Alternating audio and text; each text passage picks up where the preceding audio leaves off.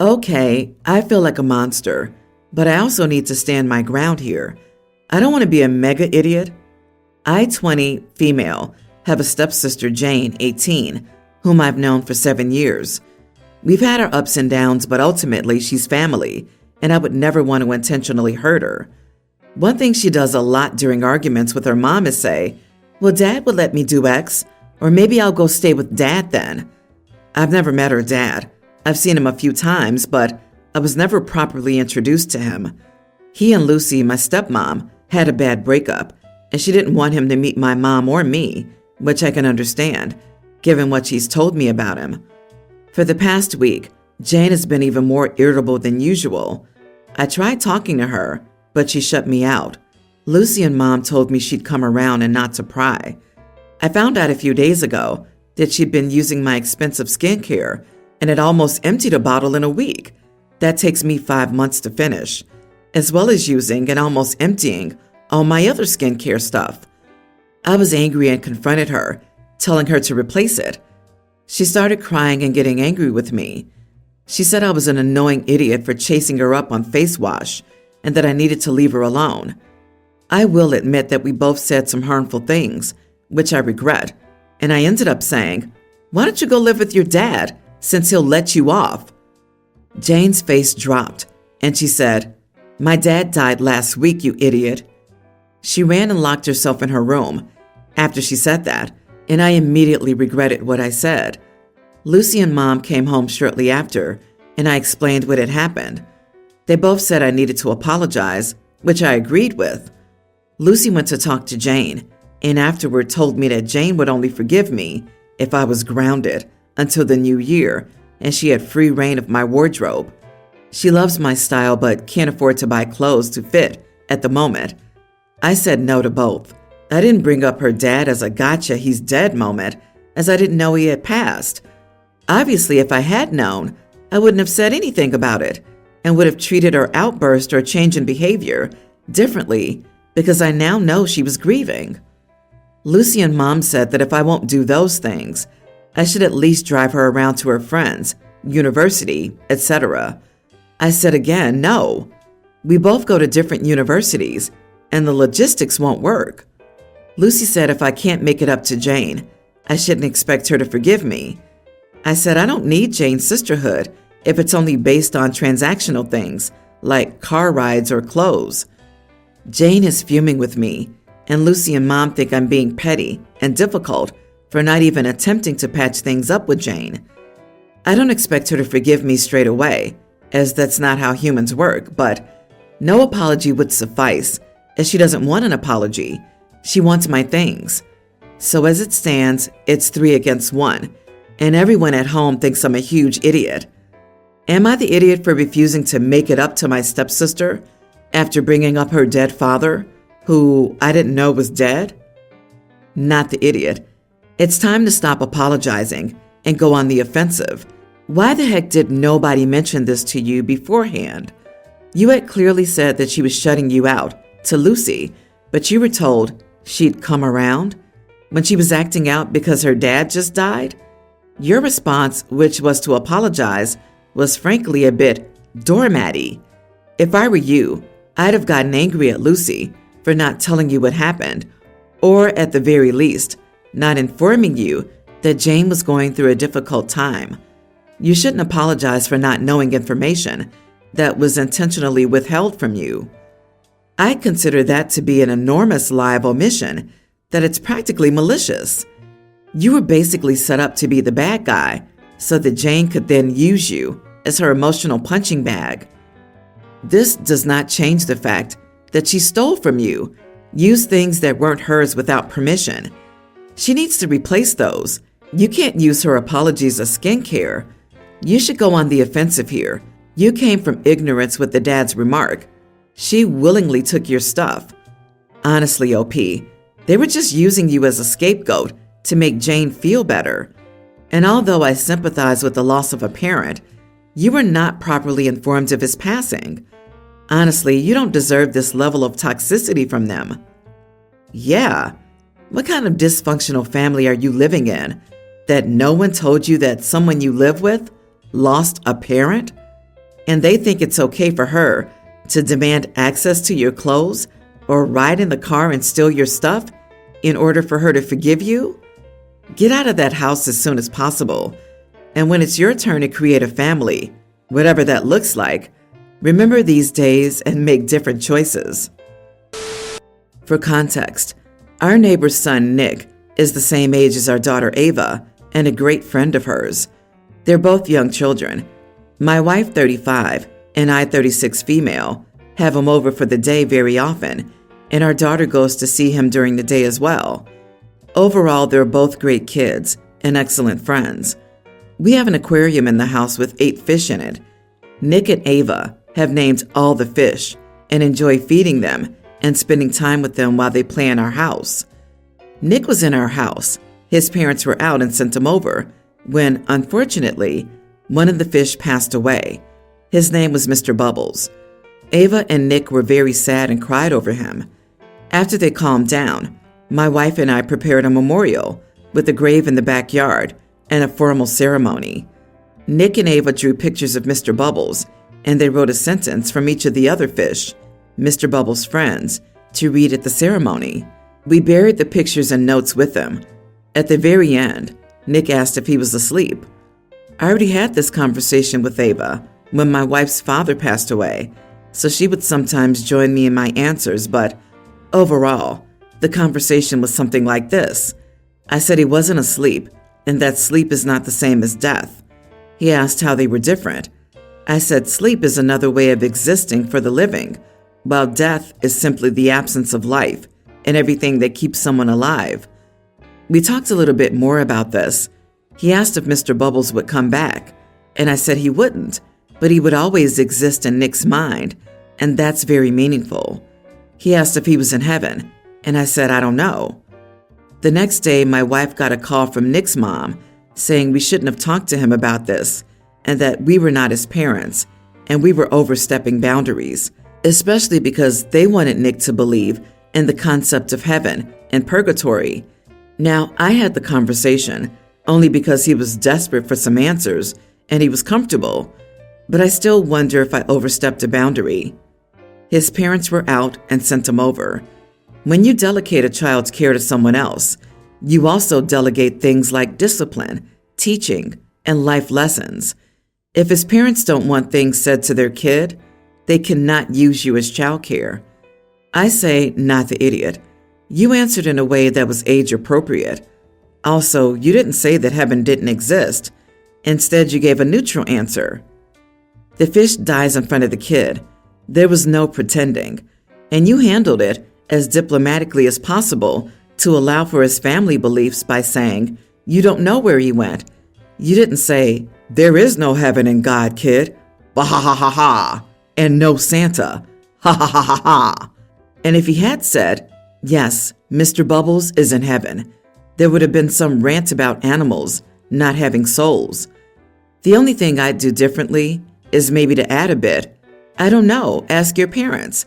They probably do. However, this is a fantastic learning experience for Nick, one handled with compassion and honesty. His parents should be thankful. I'm going to sound like a monster, but here goes. My wife and I blended our families 5 years ago. When we moved in together, she had 2 daughters, Mel, then teen, and Molly, tween. I have 3 kids, Lola, tween, Brendan, tween, and Brian, younger tween, and we were expecting our first baby, now a preschooler, and later had our second baby, now a young toddler. The house is fairly small, but we have 4 bedrooms. The master bedroom, a downstairs bedroom, second master, and 2 smaller bedrooms. Due to space, we decided to put Lola in one bedroom, Brian and Brendan in one bedroom, and have Mel and Molly share the downstairs bedroom. The plan was that the baby would share with us for the first 2 years and then move the baby into Lola's room and have Lola and Molly share. Mel would have moved out for college by then and just share with them for breaks. Everything got thrown into chaos when Mel passed away a year into living together. When it would have been time to think about moving rooms, my wife couldn't even think about touching her stuff, and asking was unthinkable. We had an accident. but wanted second baby. So we decided that Lola and the baby would just have to share for now. Our second is now a toddler and is starting to need to be not sharing a room with my wife and me. I'm starting to think it's time. I would never have asked a year or even 2 years out, but now we're heading into year 4. I understand that it's a hard thought and seems callous, but the reality is that we don't have the space to keep this up anymore. We need the space. The bedroom split is just not fair and hasn't been for years. Lola's almost a teenager and shouldn't be sharing with one toddler, let alone 2. There shouldn't be 3 kids sharing one of the smaller bedrooms, and now 5 kids sharing one bathroom?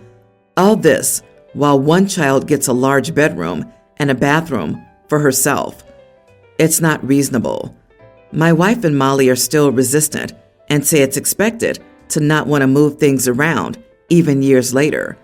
And they don't want Mel's things being taken from them, especially Molly. I get that, but we can't. It's just not realistic. Even if Mel was still with us, she wouldn't live with us anymore. The plan was always to move Lola into that room once Mel went to college. Molly was never supposed to have her own room, and per the agreement 4 years ago, Molly's getting all of Mel's stuff, so nothing's being taken from her. They're furious, and now the whole house is fighting. Lola is sick of her situation. Molly and my wife want nothing to change, and of course, I'm the evil bad guy who does everything wrong. Is this really that outrageous? Info. Why on earth would you have another baby when your family situation is so emotionally overloaded? That part always gives me the ick. 5 kids between them are ready to share 3 bedrooms, but these blended families always need to cement the new marriage with our babies. OP at least had a plan that made sense before Mel died. So many stories are, so we have a 2-bedroom house and 9 kids between us. What do we do? Why didn't you figure this out before you married someone and moved in together? Why are you springing on your kids that they have to share a room with a stranger? And even more, why do the parents always keep the master bedroom? They'll cram 6 kids into a shed in the yard before giving up the big bedroom. Insane. On stories like these, I can never stay on topic because I'm so distracted by the fact that no one can keep their stuff in their pants. For the love of God, stop having children. What is up with all these people? Don't you think 2 would be enough? This isn't specifically aimed at OP, but almost all of the need help or need advice or what should I do? My life is going down the drain posts are from people who have 5 or 6 or more children. Maybe that's the problem. Geez, what causes these people with multiple kids and space issues to have even more kids? 7 kids and 3 bedrooms? Molly and Lola share. Brendan and Brian share. The littles get bunks. Since y'all want to run a kids camp, maybe the parents get sterilized. OP, you are the idiot. My nearly adult female mother was my world. I remember reading books, watching documentaries, and going on road trips with her. She baked my sister and me cookies whenever we were sick. She and Dad would take us hiking every other week. I still miss her even now. When I was 11 years old, she passed away from a driving accident. It was the hardest year of my life, and it hasn't gotten easier. 2 years after she passed, my father started dating a woman named Nicole, and 4 years later they're getting married. Nicole is younger than my father. After dating Nicole, I saw my father come back into his shell, but it turned into something else. Nicole brought adventure back into his life, but they often went on elaborate trips and frequent nights out. During all of this, I felt neglected. My father slowly stopped taking my sister and me on our weekly hikes. He started speaking less over calls, and he even once forgot my mother's birthday. After she came into our lives, I started losing my father. He just wasn't there anymore. One time when my sister and I were home alone, she fell down the stairs and got a huge cut on her forehead.